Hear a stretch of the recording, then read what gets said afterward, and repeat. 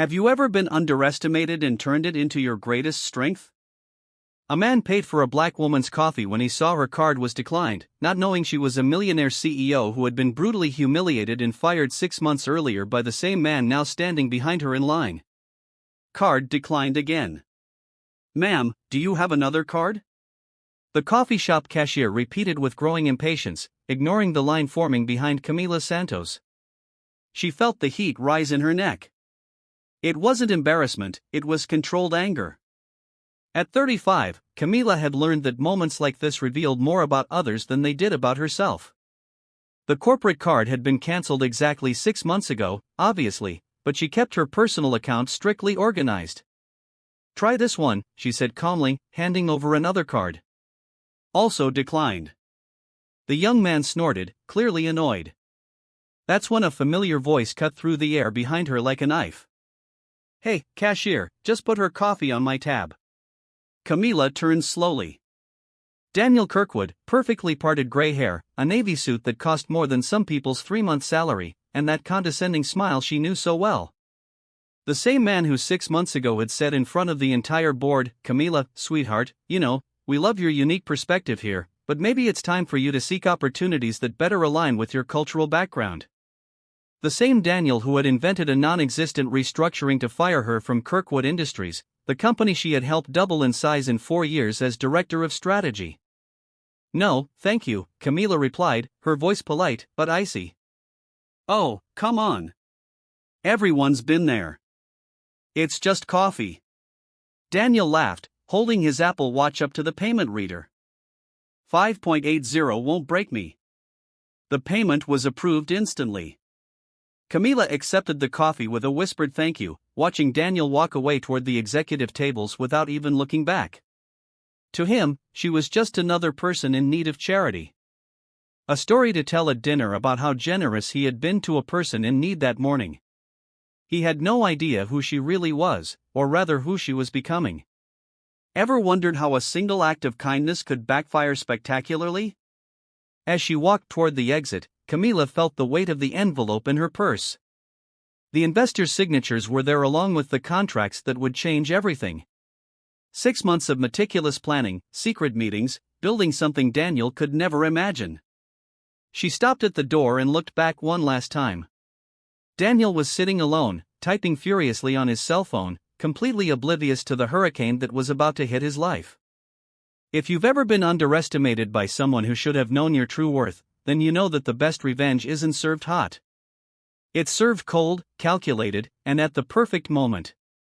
Subscribe to Black Voices to find out how a simple 5.80 coffee would become the catalyst for the most spectacular downfall the corporate world has ever witnessed.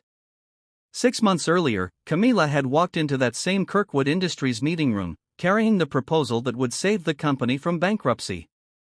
42 slides of pure strategic genius, the result of sleepless nights analyzing data that no one else had been able to decipher. Gentlemen, she had said, adjusting her glasses as she connected her laptop to the projector.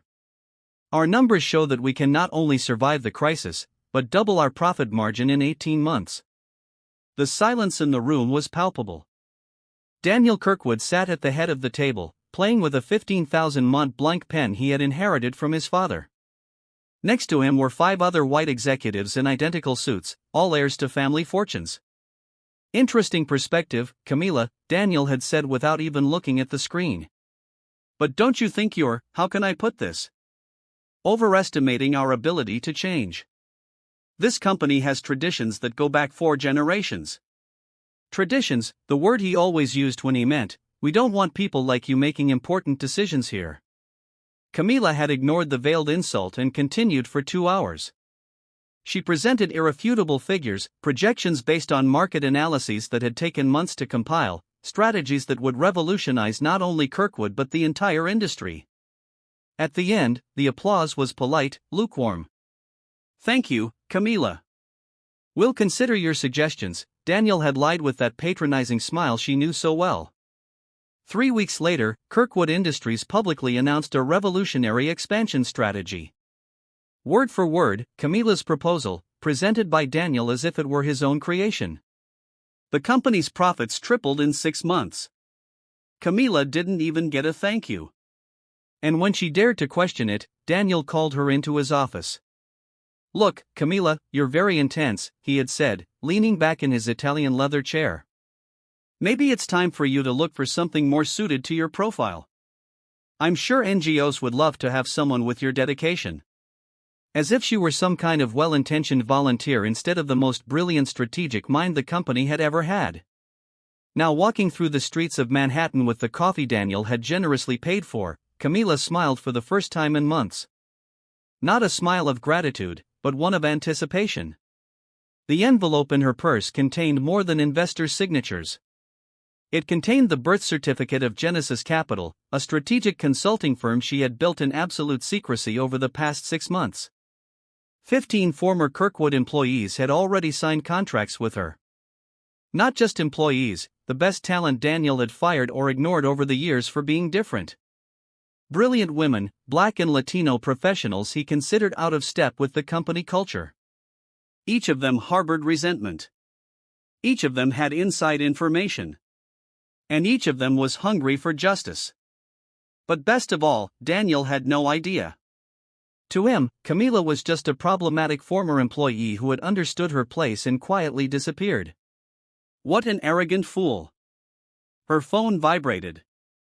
A message from Marcus Chun, Kirkwood's former IT director, whom Daniel had fired for cultural fit issues, translation, for being a first-generation Asian American who spoke fluent Mandarin and had too many foreign ideas. "Meeting confirmed for tomorrow. I brought a special gift." All the backups of Kirkwood's internal emails from the last 5 years, including the conversations Daniel thought he had deleted. Camila closed her eyes and took a deep breath. Daniel Kirkwood had made the classic mistake of powerful men. He had completely underestimated the woman he had humiliated. What he didn't know was that every veiled insult, every stolen opportunity, every condescending smile had been carefully catalogued in her memory. And now every injustice would become fuel for the destruction machine she had built with the surgical precision of someone who understands that the best revenge isn't served hot, it's served cold, calculated, and at the moment when your enemy feels most secure and invincible.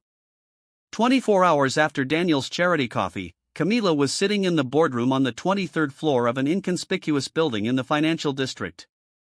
Around the oval table were 15 professionals representing the most talented and underrated in the American corporate market. Marcus Chun connected his laptop to the projector and smiled with malicious satisfaction. "Guys, you're going to love this." The screen lit up with a cascade of internal emails from Kirkwood Industries. Not just ordinary emails, correspondence that Daniel thought he had permanently deleted, including private conversations between him and other executives about employee cultural fit. "This one's my favorite," Marcus said, clicking on a message from 2 years ago. "We need to find a subtle way to clean house. Too much diversity is affecting our traditional dynamic, especially that Camila, too assertive for a woman in her position." A murmur of outrage rippled through the room. "There's more," Marcus continued, opening another file. Here he discusses specifically how to appropriate Camila's ideas. "Her strategy is brilliant, but we can't let someone, let's say non-traditional, take credit for saving the company. I'll present it as my own." Camila remained calm, but her eyes shone with an intensity that made some colleagues realize they were witnessing something much bigger than a simple business meeting. "This is just the appetizer," she said calmly. "Marcus, show them what we found about the government contracts." The next revelation was devastating. Daniel had systematically lied on bids for federal contracts, inflating diversity numbers at the company by using contract and temporary employees to mask the reality that 92% of Kirkwood's leadership was white men from privileged families. "Federal fraud," whispered David Park, a former legal counsel. "That could result in jail time." "It can and it will," Camila replied with a smile that didn't reach her eyes. "But first, let's play a little game." She stood up and walked to the window, watching the movement of the streets below. "Do you know what the dumbest mistake Daniel made yesterday?" Everyone looked at her curiously. "He paid me for a 5.80 cup of coffee." She laughed softly. "A man who stole my idea, who made millions off my work, who fired me out of pure prejudice, thought he was being generous by paying for my coffee." Patricia shook her head in disbelief. "This man's audacity knows no bounds." Exactly. And that audacity is exactly what will destroy him. Camila returned to the table and opened a folder with documents. Because while he thinks he's in control, we're here planning how to dismantle his life piece by piece. She distributed contracts to those present. Genesis Capital officially exists as of today. Our first client, Kirkwood Industries itself. What do you mean? Asked Marcus, confused. I got an email this morning. Camila connected her phone to the projector. Daniel, in his infinite arrogance, has decided he needs outside consulting to optimize corporate efficiency after last quarter's numbers started to slip. The message was from Amanda Foster, Kirkwood's executive secretary, and Camila's former colleague, who had been keeping in touch secretly over the past few months. Mr. Kirkwood would like to know if you know of any discreet and competent consulting firms. He mentioned that he had an inspiring conversation yesterday with a young female entrepreneur and is rethinking how the company can help emerging talent. The silence in the room was deafening. He has no idea who I am, Camila continued, her voice heavy with irony. To him, I'm just a struggling black person he helped out of the goodness of his heart. Now he wants to hire a company to solve the problems he created without realizing the company is me. David Park couldn't contain his laughter. That's genius. He's literally going to pay you to destroy him. Even better, Camila opened another folder. Amanda gave me the list of clients Kirkwood has lost in the last 6 months. Coincidentally, they've all decided to outsource their strategic consulting services. Marcus understood immediately. You're already sabotaging the company from the inside. It's not sabotage when you offer a better service, Camila corrected with a smile. It's pure capitalism. Patricia leafed through the documents, impressed. Camila, this represents at least 40 million in lost contracts. 52 million to be exact. And that's just the beginning. Camila sat back down. Because tomorrow afternoon, Genesis Capital will present a proposal to Kirkwood Industries to solve their efficiency and modernization problems. And what's the plan? Asked David. Simple. We're going to do exactly what Daniel has always done. We're going to use his ideas against him. Camila opened her laptop and showed him a flawless presentation. For 6 months, Amanda has been feeding me all the company's internal strategies. Every plan, every decision, every move Daniel considers genius. And you're going to present them as if they were hers. No. Camila shook her head. I'm going to present solutions that expose exactly how all his decisions are leading the company to bankruptcy. I'm going to prove with irrefutable data that he's incompetent and only got where he is through privilege and luck. Marcus leaned back in his chair, impressed. And he's going to pay you to humiliate him publicly. In front of the entire board of directors, in front of investors, in front of the trade media he himself will invite to show how he's innovating by hiring outside consultants. Camila's phone vibrated. A message from Amanda. Meeting confirmed for tomorrow at 3 p.m. Mr. Kirkwood wants the entire board present. He said it will be a milestone in the company's history. Camila showed the message to everyone, and the smile that spread across the room was one of pure anticipation. A milestone indeed, she said quietly. Just not the way he thinks. While her colleagues discussed the final details of the operation, Camila looked out the window once more. Daniel was probably congratulating himself on his good deed from the day before, unaware that he had just accelerated his own destruction. Because what men like Daniel Kirkwood never understood was that underestimating a brilliant black woman wasn't just prejudice. It was professional suicide. And tomorrow, in a boardroom full of people who had always doubted her potential, Camila would finally show them the true meaning of the word adequate. The question hanging in the air wasn't whether Daniel would survive what was coming. It was whether there would be anything left of his career after the storm passed. 3 o'clock sharp. Camila entered the Kirkwood Industries boardroom carrying a leather briefcase and a smile that revealed absolutely nothing of the hurricane that was about to descend upon that place. Daniel sat at the head of the table, beaming with satisfaction. At his side were 12 company executives and 3 business journalists whom he had personally invited to document his innovation in corporate management. Everyone, I'd like to introduce Camila Santos, CEO of Genesis Capital, Daniel announced with his chest puffed out. A talented young entrepreneur whom I had the pleasure of meeting yesterday and who will help us revolutionize our operational efficiency. Camila nodded politely and connected her laptop to the projector. Thank you, Daniel. It's a pleasure to be here to solve Kirkwood Industries' problems. Solve problems? Daniel laughed. Well, maybe that's a strong word. Let's say optimize. No, Daniel, solve problems. Camila clicked on the first slide. Because after analyzing your internal data, I can say with absolute certainty that this company is less than 6 months away from total bankruptcy. Daniel's smile froze. Some executives shifted uncomfortably in their chairs. Let's start with the basics, Camila continued, her voice calm and professional. In the last 18 months, Kirkwood has lost $52 million in contracts that were considered guaranteed. Would anyone here be able to explain why? Total silence. No. Then let me clarify. She clicked to the next slide, showing an audio recording. This is a recorded conversation between Mr. Kirkwood and a potential client 4 months ago. Daniel's voice echoed through the speakers. Look, between us, we know that our team doesn't have the same diversity as other companies, but that means we have less drama and more focus on the job at hand. Daniel paled. How did you get this recording? Oh, Daniel, did you really think you could fire 15 talented people without any of them keeping evidence of the real reasons? Camila smiled coldly. Next question. Does anyone here know why major corporate clients canceled contracts in the same week? One of the journalists began taking notes furiously. Camila clicked again. The screen showed a series of internal emails with the prejudiced messages Marcus had recovered. We need to find a subtle way to clean up the department. Too much diversity is affecting our traditional dynamics, she read aloud. This email was sent by Mr. Kirkwood to the entire board 2 years ago. That's been taken out of context. Daniel shouted, jumping up from his chair. Has it? Camila remained unperturbed. Then let's look at the full context.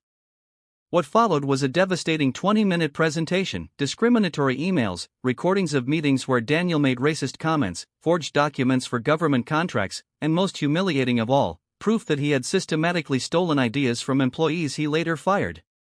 And here we come to the crux of the matter, Camila said, showing him the strategic proposal she had created 2 years earlier.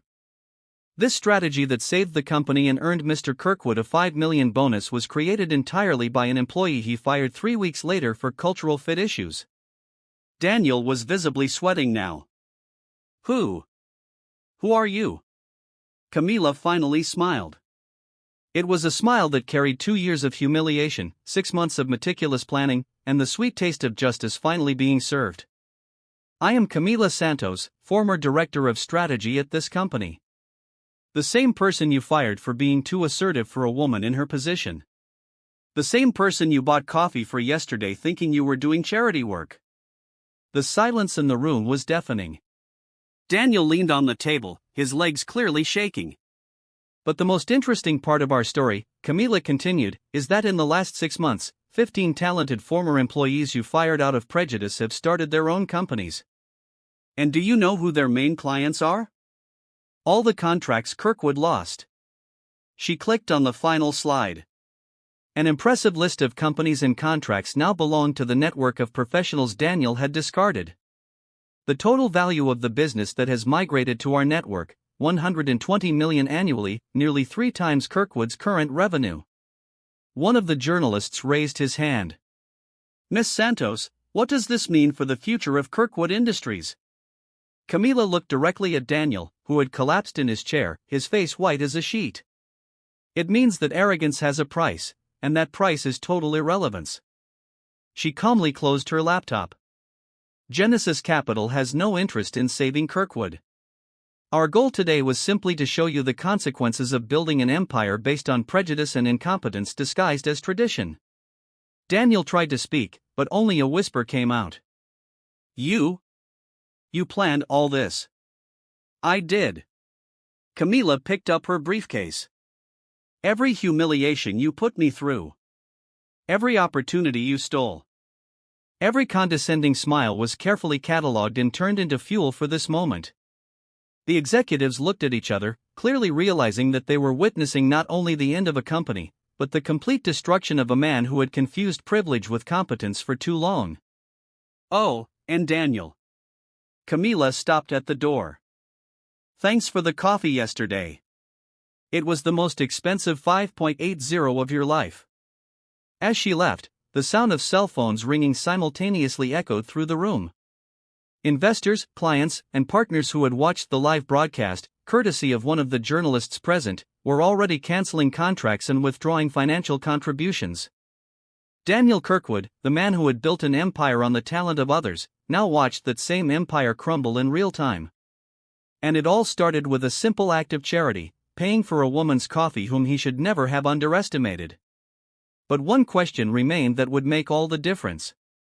Would Daniel be able to pick himself up from this devastating fall? Or had his arrogance dug a hole too deep for any chance at redemption? What would happen to a man accustomed to power when he discovered he had lost absolutely everything because of 5.80? 18 months later, Camila sat in her new penthouse office in the heart of Manhattan, taking in the panoramic view of the city through the floor-to-ceiling windows. Genesis Capital had become the most respected strategic consulting firm on the East Coast with annual revenues of $230 million. Miss Santos, Forbes is here for the cover interview, her assistant announced over the intercom. Camila smiled.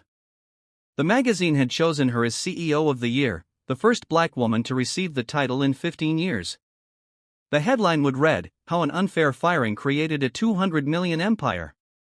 Meanwhile, across town, Daniel Kirkwood sat in a one-bedroom apartment in Queens, typing his resume on a used laptop he had bought on eBay. Kirkwood Industries had gone completely bankrupt 8 months after Camila's presentation. Investors withdrew $400 million in funding. Major clients canceled billion-dollar contracts, and a federal fraud investigation resulted in fines that consumed the company's last remaining assets. Daniel had lost everything. The Connecticut mansion, the yacht, the bank accounts, all ceased to pay debts and fines. His wife filed for divorce and took half of what was left. His children, embarrassed by the public scandal, changed their last name. Daniel Kirkwood seeking entry-level opportunities, he muttered to himself, typing a humiliating description for LinkedIn. 49 years old, former CEO of a bankrupt company, trying to find work as a junior analyst. The irony did not go unnoticed by anyone in the industry. That afternoon, during the Forbes interview, the journalist asked Camila about the exact moment she decided to destroy Daniel. "It wasn't when he fired me unfairly," she replied calmly. "It wasn't even when I found out he had stolen my strategy. It was when he paid for my coffee thinking he was doing charity for someone in need." "What do you mean?" That gesture revealed exactly who he was. A man who confused privilege with superiority, who genuinely believed that paying 5.80 was saving someone less fortunate. Camila paused, choosing her words carefully. "He didn't see me as an equal who was temporarily struggling. He saw me as someone who was naturally inferior and deserved his pity." 3 weeks later, the magazine hit the newsstands. The cover photo showed Camila in her office with a headline in bold letters: "The 5 Revenge That Cost an Empire." Marcus Chun, now CTO of Genesis Capital, walked into her office with a mischievous smile. "Camila, you have to see this." He showed her his phone. It was a video on LinkedIn of Daniel trying to promote himself for job openings. "Hi, I'm Daniel Kirkwood and I'm looking for an opportunity to restart my career in an inclusive and diverse corporate environment." "Inclusive and diverse," Camila repeated laughing. The words he despised most have become his only hope of getting a job. "There's more," Marcus continued. "I got a message from him yesterday. He wants to know if Genesis has any openings." The room was completely silent. "He actually had the audacity to ask you for a job?" asked Patricia Morales, now director of marketing, who had joined the conversation.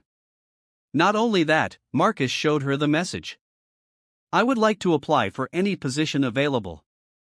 I have leadership experience and believe I can contribute significantly to a company with values as strong as those of Genesis." Camila shook her head in disbelief. He destroyed 15 careers out of prejudice, stole ideas, defrauded government contracts, and now he wants to work for the company created by the people he fired. What was your response? Patricia asked. I sent a 2-line email. Marcus smiled. Mr. Kirkwood, we appreciate your interest in Genesis Capital. Unfortunately, your experience does not align with our culture of respect, integrity, and meritocracy. Sincerely, Human Resources. Camila stood up and walked to the window, watching the city below. Somewhere in that sea of people, Daniel was probably in another humiliating job interview, trying to explain to junior recruiters why a century-old company had gone bankrupt under his leadership. Do you know what the most rewarding part of all this is? She said without turning around. It's not that we destroyed Daniel. It's that we proved that real talent has no color, gender, or social class.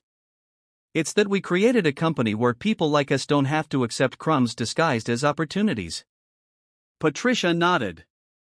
15 former employees who were discriminated against have become millionaire entrepreneurs. That's a silent revolution. And the best part, Marcus added, is that we did it all by playing by the rules. It wasn't sabotage. It wasn't crime. It was simply competence overcoming privilege. Camila finally turned, a genuine smile on her face. Daniel thought he was being generous by paying for my coffee. What he didn't know was that those 5.80 would become the most expensive investment of his life. She looked at the team, talented people who had been discarded, underestimated, humiliated by men like Daniel, and who now ran one of the most successful businesses in New York. The real revenge was never about destroying Daniel, she said. It was about building something he could never imagine. It was proving that when you underestimate the right people, you're not just losing talent, you're creating your own replacements. That night, Camila passed by the same coffee shop where it had all begun. The same cashier was still working there, and he recognized her immediately from the Forbes magazine displayed on the counter. Miss Santos, it's an honor to have you here, he said, clearly impressed. She ordered her usual coffee, a large latte with an extra shot. When it came time to pay, she handed him a black card with no limit. Approved, the cashier announced, smiling. Camila took her coffee and looked around. There were no more arrogant executives paying for her drinks out of pity. There was no more humiliation disguised as charity. There was just a black woman, CEO of a 200 million company, proving every day that the best revenge isn't getting back at those who hurt you. It's rising so high they can't reach you. If this story has inspired you to never settle for less than you deserve, subscribe to Black Voices for more stories that prove that underestimating the right people isn't just unfair, it's the most expensive mistake anyone can make. Because while some pay for coffee out of pity, others build empires out of justice.